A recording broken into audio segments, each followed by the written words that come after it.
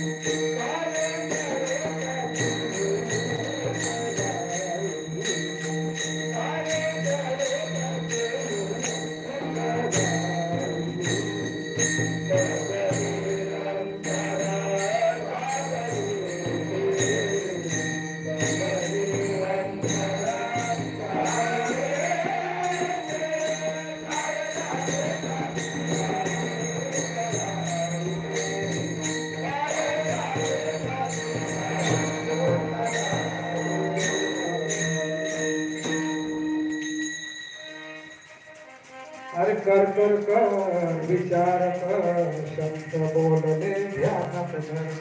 तू मनशीन घर दार हे इथंच राहीन सार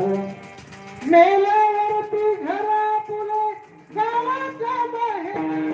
अरे कर कर कर विचार कर संत बोलले ध्यानात धर कर कर कर विचार कर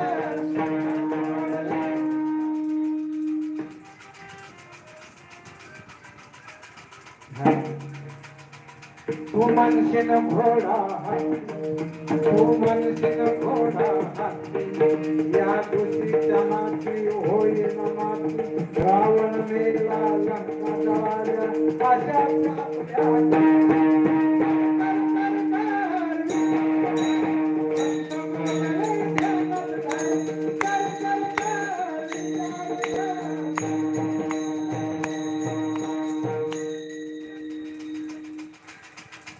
आज तरुण वर्ग संप्रदायामध्ये येऊ शकत नाही म्हणजे त्याला वळण लागत तरी आता कधीतरी 100तून 1 1000तून 1000 मुलगा आहे तर संप्रदाय शिकला महाराष्ट्रामध्ये चालू आहे संप्रदाय एक आहे ते खूप चांगलं आहे काही ठिकाणी आता शाळा आता म्हणजे तुमच्या वाद्यकामात संगीत विद्यालय असं चालू आहे जिंदगी का किराया का घर है उसे एक ना एक दिन बदलना पड़ेगा